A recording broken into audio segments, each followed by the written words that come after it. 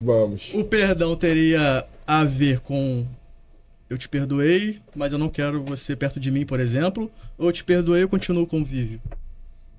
Isso é algo comum no dia a dia, por isso que, sabe, eu quero saber na sua visão. São Dou coisas... outra face, não dou, né? Exatamente. Isso também foi um assunto da primeira podcast. São coisas diferentes, né? É claro que, por exemplo, dependendo da pessoa... Aí sendo um pouco mais profundo. Eu vou responder Esse roteirista. Agora é. Eu acho Ele que tá animadão, ele tá animadão. O tempo inteiro calado. Acho que já Agora na ele mentoria, né, parou. Vanessa? Ele tá Caraca! animadão. Esse perdão, Tá curtindo. muito, esse perdão pode ser confundido com uma mágoa, porque se eu perdoo eu não quero... Não são perguntas, é uma consulta. Não consulta. É porque Abre seu coração pra gente. isso acontece diariamente com todo mundo, né? Você se enganar que perdoou, mas você tem um rancor, por exemplo. Acontece 99% das vezes. O tempo todo. A pessoa acha que perdoou e É quando isso. você vai mexer, ou você às vezes faz uma pergunta simples de desencadeia, sabe? Tem um clique, tem um gatilho, né? E a pessoa lembra da situação, vê injustiça naquilo, revive o momento, Sim. né? E ela não consegue muitas vezes sozinha. Tá? E tem várias técnicas de perdão para você influenciar a sua mente a mudar aquele estado, porque você está presa a um estado de vibração. E um estado de vibração, né, vai estar relacionado a um nível de frequência que você vai emitir. Ou seja, a lei número 1 é vibracional. Primeiro eu vibro e eu emito ondas de frequência de acordo com o quanto que eu estou vibrando. Se eu acredito que eu perdoei, mas dentro de mim a vibração é de mágoa, de tristeza, por mais que eu diga que sim, as minhas ondas de frequência, elas não vão ser tão grandes e nem não tão longas, elas vão ser curtas.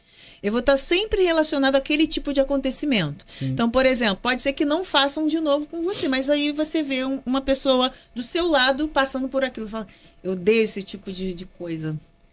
Quer me matar é a pessoa mentir pra mim. Aí já remete você a uma situação que, no fundo, você ainda tá levando aquilo pra um lado pessoal. Não tô dizendo que é fácil, tá, gente? Mas eu tô dizendo o seguinte, que é possível. Principalmente quando você entende que o processo de perdão é desapego. Então, por exemplo, já que ele falou de Jesus, vamos pegar a história de Judas, né? Judas era um dos amigos de Jesus. Não era o melhor amigo, mas ele era um discípulo. Ele estava lá. Tava ali com a galera, ali. E era importante. E ele Sem tinha ele, sua a gente não teria função. o que tem hoje. Ele tinha sua função. Lógico, ele foi criado para aquilo. Né? Ele controlava as finanças, né? Ele controlava todo... Ó, Jesus, segura aí, como é que a gente vai fazer? Ele tinha um controle. E quando ele resolveu, ou seja, internamente ele aceitou, né, o movimento de traição, ele já tinha aceitado isso dentro dele há algum tempo. Já incomodava ele alguma situação. Porque ele aceitou com facilidade. Em troca de moedas. E sabemos que ele tinha controle de todo o dinheiro. Né? Dos bens. Jesus ganhava doações, né? De bens. E como que uma pessoa que tem controle com aquele dinheiro ou muito mais diz que traiu por algumas moedas? Né? E a gente vê que a situação era mais profunda. Ou seja, um sentimento que rodeia todos nós, a inveja. Não pelas moedas. As moedas foi só um pretexto. Mas vamos lá. Na hora que ele traiu Jesus já sabia, ele falou, o que faz aqui, amigo? Ele deu um beijo no rosto de Jesus. Traíra. E Jesus olhou para ele e falou, amigo. Chamou ele de amigo. O que faz aqui? Porque ele era amigo. Mas ele continuava sendo amigo, só que ele errou.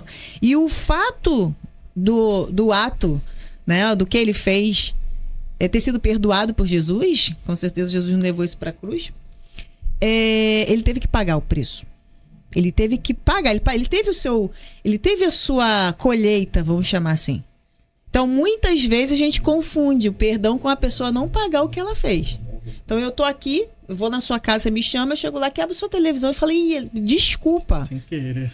Tá, desculpa, mas paga minha televisão. Porque você veio aqui e destruiu alguma coisa que é meu. Então, as pessoas confundem perdão com impunidade.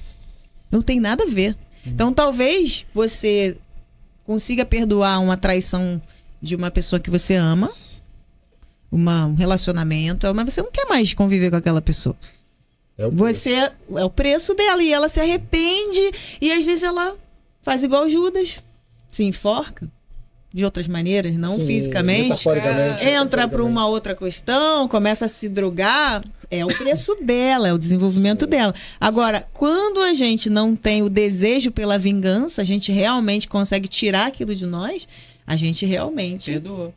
elevou. Só que muitas vezes, respondendo sua pergunta, Marquinhos, para a pessoa perdoar e ela não sabe, muitas vezes a pessoa que fez mal para ela foi uma vida inteira, foi um pai, uma mãe, ela não tá mais viva. E aí a pessoa acredita que por ela não estar viva, eu não consigo mais ou pedir esse perdão, que eu tenho culpa, ou dar o perdão porque a pessoa não está aqui fisicamente. Aí a gente já pula, sabe, do mundo de matéria para o mundo de espiritualidade. Você não precisa da pessoa aqui para perdoar. Sim. Isso não é real. E você vai ver que tem várias técnicas de terapia, psicologia, que você consegue perdoar, tá? Revivendo a cena. Então você revive mentalmente uma cena e troca o final. Aquilo que você nunca falou para aquele abusador, para aquela pessoa, para aquela mágoa que você trouxe de criança, você vai lá, acessa, xinga, sabe? Faz uma ira se manifestar através da sua raiva. Deixa esse sentimento latente, deixa ele presente, traz ele para ver. Não, eu guardo isso aqui dentro de mim. Meu pai foi embora e me abandonou. Eu tinha 12 anos, era menino, eu queria meu pai, velho. Entendeu? Então eu tive que voltar lá e perdoar ele. E quando eu fiz isso, o ano que eu fiz isso, meu pai veio passar o Dia dos Pais com a gente. A energia automaticamente, eu e meus irmãos, meu pai entrou em contato, foi uma loucura. Porque saiu. Conexão, né? Entende o mundo espiritual? Eu tô falando de vibração. É independente do tempo e espaço. Quando eu tô carregando, e aí, o que eu vivo na minha vida? Eu vou conseguir, eu vou vencer, eu vou ser o melhor profissional, eu vou ajudar meus pacientes, eu às vezes só tô reagindo a uma coisa que eu nem quero olhar. E aí quando eu entendo que eu consigo voltar numa cena, porque minha mente não sabe se tá acontecendo, se já aconteceu ou se vai acontecer. A mente, ela não sabe o que é verdade e o que é mentira. Por isso que muita gente vive numa ansiedade.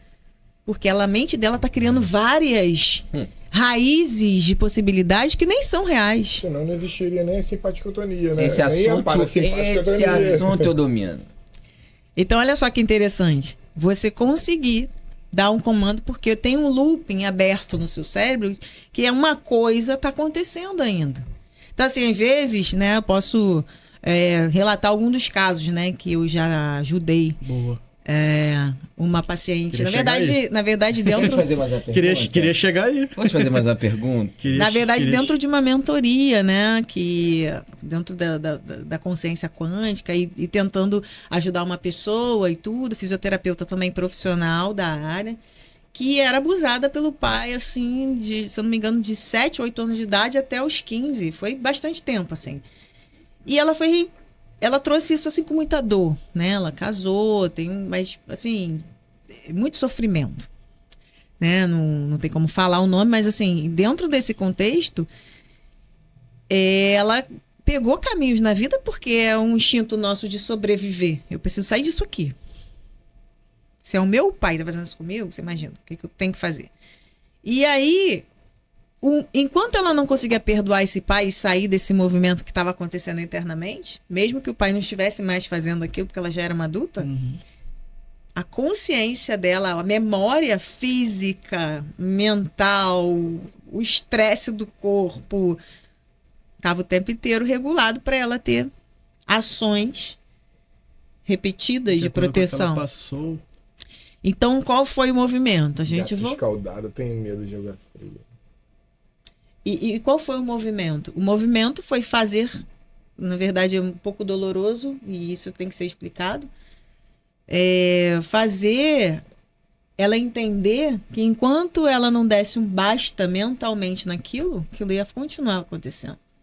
Então, levei ela no cenário, na verdade ela mesma relatou, era assim, acontecia assim, eu ia pro trabalho, ele mandava meu primo ir pagar a conta e ficava ali, fazia isso, aquilo. Quando ele começava, na verdade, quando ele começou a fazer, né, como ele veio, foi o momento que eu falei, agora é a hora de você segurar a mão dele. Acabou. Não vai acontecer de novo. e bota pra fora, e xinga, e vai. E o cérebro entende que aquilo ali tá sendo encerrado. É muito louco, tá? Julguem-me, se quiser, julguem, né? Mas funciona. Não é louco, porque esse é o nosso objetivo. Nós estamos aqui para falar de todas as vertentes. Nós estamos aqui para sentar com um cara que só curte a PBE, por exemplo. Isso é fantástico. Sim, claro. Ouvir todos os lados, Todos né? os lados. Ouvir todo mundo. E respeitar. É isso aí. E além, Percepções. além do mais, contribuir com todos que estão ouvindo você falar. Sim. Fantasticamente. E aí você entende que a partir daquilo é como se o corpo fizesse assim. Não preciso mais lutar contra isso. Pô, é ótimo. Eu peguei a minha criancinha de volta, mexi nela agora que tem que passar pelo adulto aqui, que agora eu tenho um adulto saudável para poder conduzir a minha vida. Porque enquanto a pessoa está presa numa questão dessa, a pessoa ela não tem saúde financeira. Ela não tem saúde no relacionamento. Ela não é adulta ainda. Ela está presa na criança, na mente de uma criança. Então, adulto não paga a conta, adulto não cresce, adulto não assume responsabilidade, adulto não casa, adulto um monte de coisa. Entendeu? Uhum. E aí, quando eu entendo esse movimento, eu falo, qual é a parte de mim que ainda está sofrendo e que eu estou tentando projetar isso no meu trabalho, no meu paciente, eu vejo problema em todo mundo, eu quero ajudar. É a minha paciente que eu falei, eu queria abraçar, pegar meus pacientes no colo. E eu não entendia, não era consciente que eu estava fazendo isso. Com o tempo, eu fui entendendo que era desproporcional. Sim. Desproporcional, porque eu desde muito cedo assumi responsabilidade de mãe. Eu cuidava da minha mãe. Eu falei do meu pai, mas minha irmã foi logo embora, ficou eu, basicamente minha mãe. Então eu cuidava da minha mãe ainda adolescente. Tá? E quando você tem esse movimento de muito cedo ter que lidar com situações, é como se o seu sistema... Uma responsabilidade muito grande. O seu sistema, ele fica buscando responsabilidade. Ele tá programado para você olhar e encontrar problema e resolver problema. Você é um resolvedor de problema. E dos outros. Isso não é nem os seus. Entendeu? Se você resolveu os seus, claro que resolver hoje, como adulto, o problema dos outros é bom, Sim. você ganha dinheiro com isso. Sim, não é isso sim. que eu tô dizendo. Tô querendo dizer nessa compulsão, sabe? Essa Nesse busca movimento incessante. inconsciente. Consciente. Porque a vibração do cérebro tá Se condicionada. falando de tal não quer trabalhar igual você pra ganhar igual você tá se preocupando que ela não tá. Entendeu? Sabe? E vamos lá, e você não tá vendo que tá, entendeu? E fica muito, muito cansativo, exaustivo, e você não dá conta, não.